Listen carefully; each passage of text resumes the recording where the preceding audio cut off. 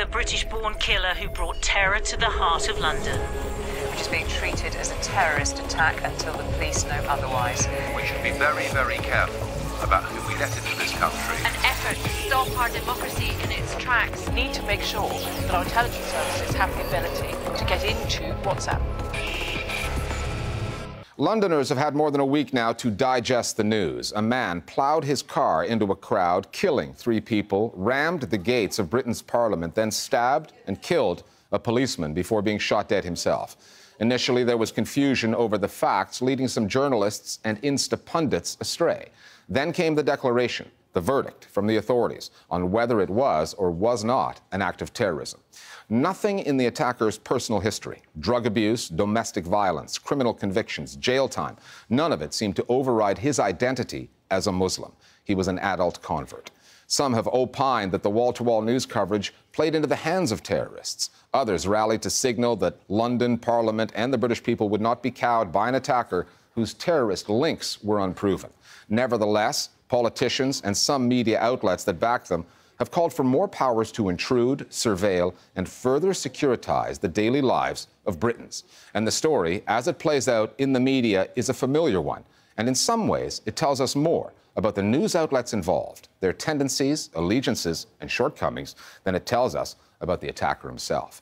Our starting point this week is London.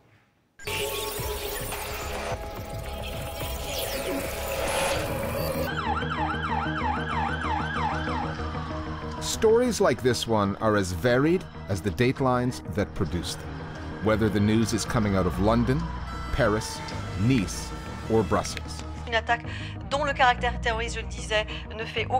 However, the coverage, what gets said or written, especially during the early hours, the breaking news phase, comes with a familiarity that is template-like, a pattern.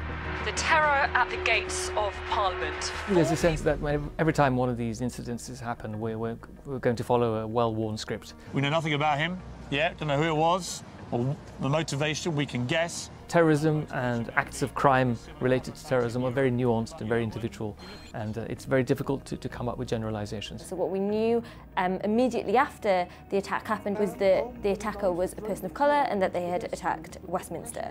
That was all we really knew, but already a narrative formed around that. Witnesses described seeing an Asian man in his 40s. The assumption that the nature of the attack was terrorist, the assumptions about the identity and the religious beliefs of the attacker. The Metropolitan Police were announcing a press conference with faith leaders very, very quickly before they'd even said anything about the identity of the attacker, which certainly pushes assumptions in a particular direction. There is an element of laziness, there is an element of, well, here's an opportunity to try and get out there first with a new story, and the new story doesn't have to be new at all. An effort to stop our democracy in its tracks.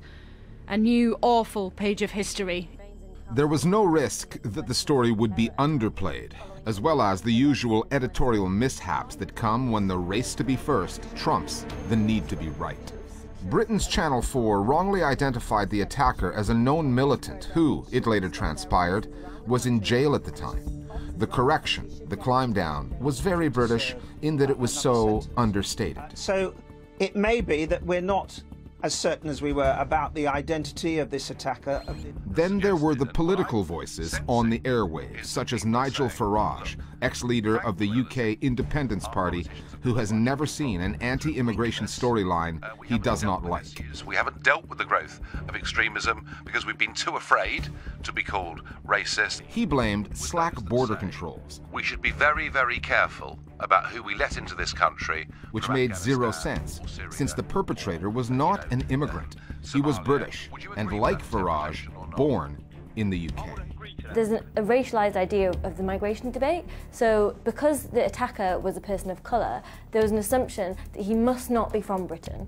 And that itself suggests that there is actually an idea within the anti-immigration rhetoric that it is people of colour who are a threat to the nation, and specifically migrants of colour. It reveals more about what we want the agenda to be. So depending on where you're coming from politically, that's the bit that you're going to focus on. People, particularly converts, joining because Islam is a gang. People will pick out the motivation that actually fits the agenda and the political point that they want to make, rather than looking at the causes and the person as a whole.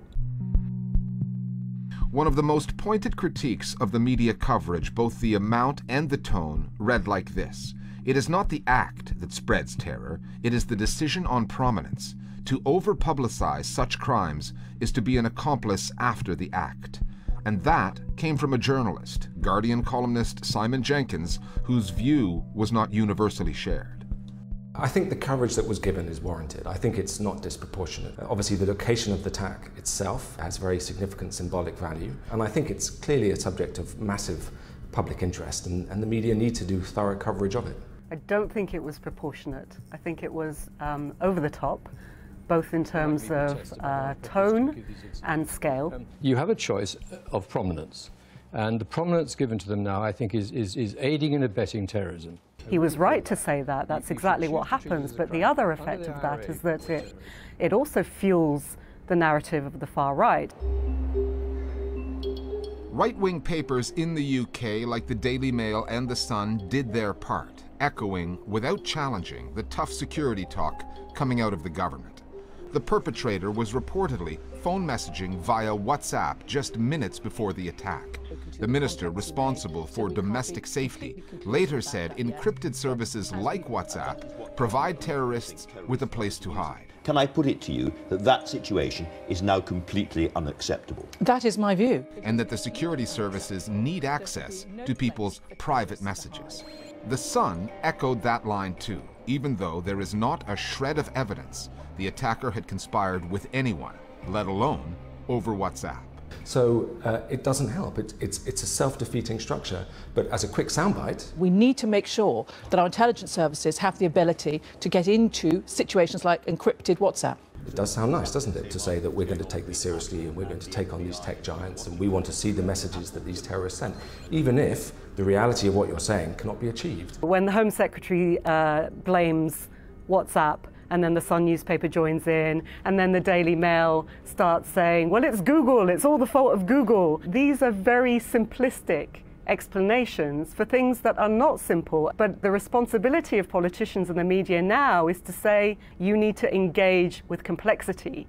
And instead of doing that, they're pandering and feeding this kind of simplistic narrative, which is not going to get us anywhere. What it does get us is a series of scary headlines that work for security forces and the governments they report to. And it gets news outlets the ratings and clicks they need to survive. That's what happens when the media take a story and fit it into an existing narrative, instead of the other way around, crafting the narrative to fit the story, otherwise known as journalism.